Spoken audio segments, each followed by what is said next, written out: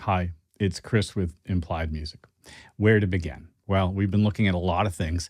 Today, I want to look at an aspect of rhythm that has a lot of different vocabulary words that we use to describe it. And those words include polyrhythm, polymeter, interference of periodicity. There's probably more. Phrases, both rhythmic and harmonic, of differing lengths that interact together to create really interesting and satisfying musical textures. Let's take a look.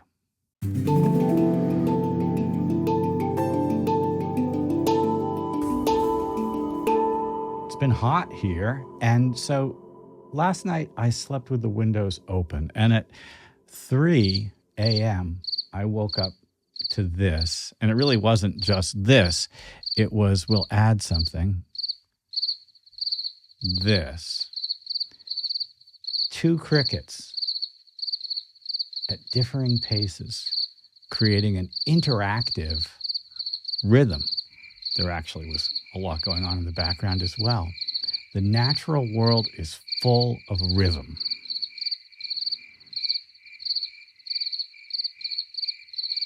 I love it. It really sounds like a polyrhythm to me. Just spectacular, beautiful.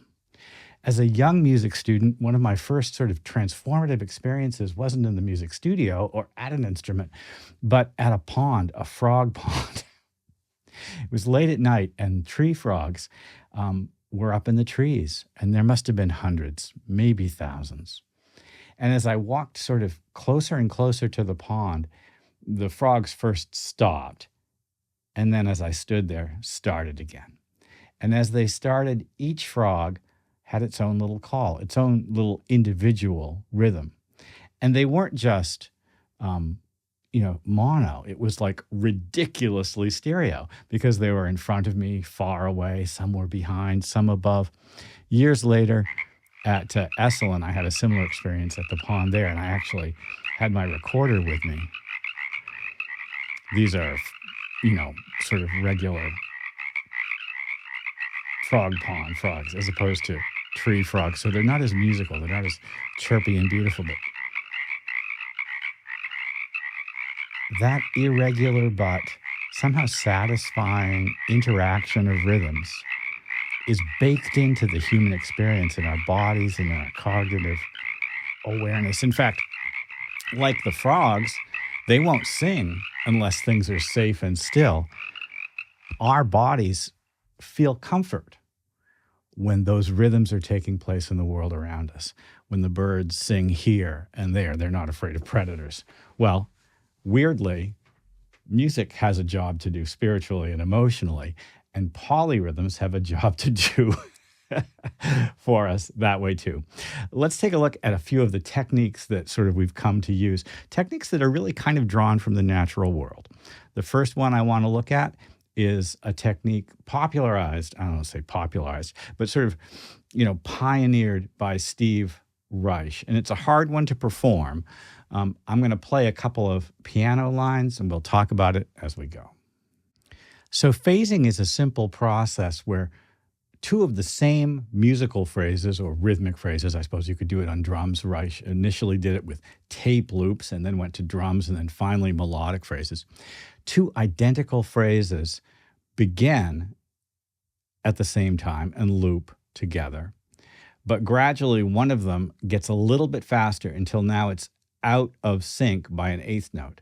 Then we increase the speed again and we're out of sync by a 1/4 note. Dotted quarter, you get the idea. Gradually progressing through the relationship. Here's my piano phrase. 2 pianos, left and right, playing the same phrase.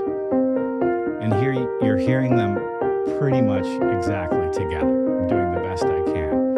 And then I try to increase the speed of one of the pianos. Piano 1 is when I let myself increase the speed. And then once I get myself into a place where I feel like I'm stable, I sit there. This is the compositional process for a lot of Reich's early work. We hear it in It's Gonna Rain, Come Out, both tape works, and then later drumming. And this owes a lot to piano phase. as you increase the speed of one of the parts, there's a moment of irregularity and discomfort. And then it settles down again.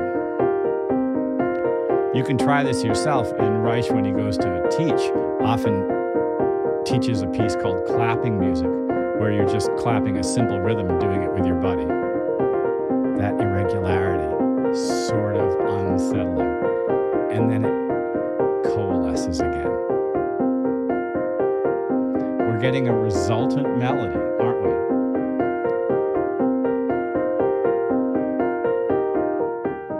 I actually do love that sound. The next step is something that's called a polyrhythm. And when you have a couple of separate divisions of the same length of time, or maybe 3 separate divisions of the same length of time, you've got a polyrhythm. Look at this here. I've got 2 notes, and I'm dividing the beat in 2. In fact, let's listen to this with the metronome. I think that's probably a good idea.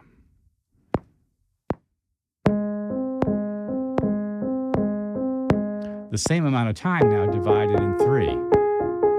2 notes, but divided in 3. And they interact in a beautiful way. A kind of a lilting, slightly off-kilter rhythm that we're very familiar with. 2 against 3.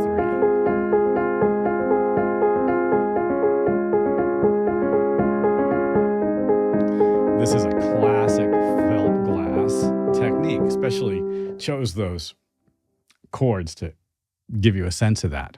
You can have any number of whole number relationships, divisions of a period of time. In fact, in the next grouping, I've got basically a measure of 3, and over the top of it, an equal division of that time in 4. And this is a great sound. So 1, 2, 3, 1, 2, 3, and then over the top. Can you hear the 4? 1, 2, 3, 4, 1, 2, 3, 4. An equal division, 3 in the left hand, 4 in the right. Well, it's possible to have something that I think of as polymeters. Now, polymeters are essentially a concept which is intellectual or academic, because a meter is something that exists as a framework for understanding something. It's not an actual event, is it? It's more like a map that we place onto the music. But sometimes it's the best way to describe something that's happening. Here in my next example, this polymeter has a harmonic rhythm. It's in 3/4, but the melody is in 4/4. Listen to how they interact together.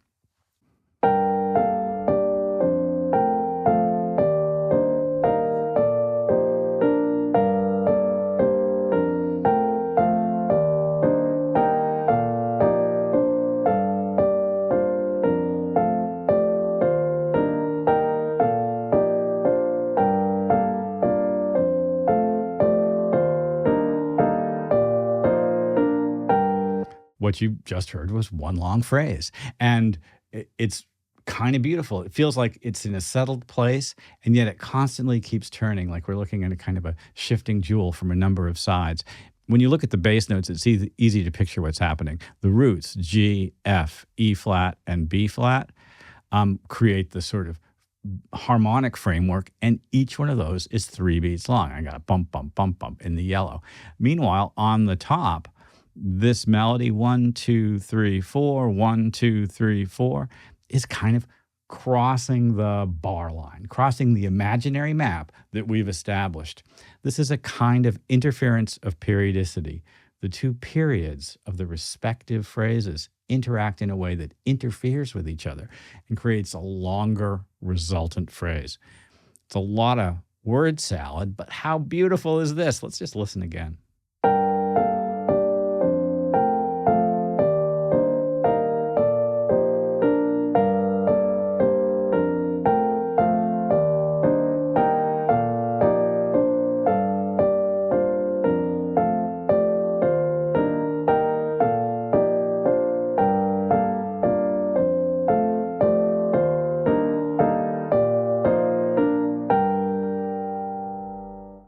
Last week or the week before, I showed a piece that I play on piano as a little etude for myself about interference of periodicity.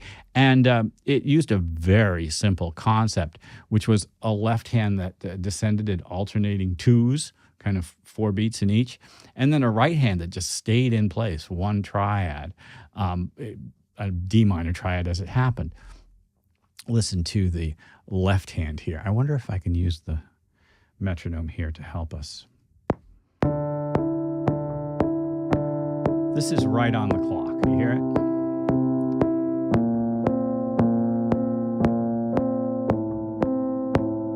And then if you listen to the 3 in the right hand, it will also be on the clock, but it's in 3 instead of 4.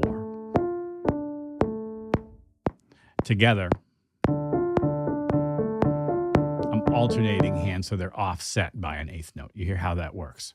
Well, take a look at it on the screen with the 2 parts in different colors, because it's clear that while there's nothing polyrhythmic about it, that is to say, I'm not exactly dividing the same amount of time in different lengths, the interaction of the phrases, a length of 3 versus a length of, well, depending on how you want to count it, 4, 8, I don't know, it's a kind of a long harmonic phrase, and that interacts with it as well, creates a new kind of resultant melody and world. Here, I can take this off.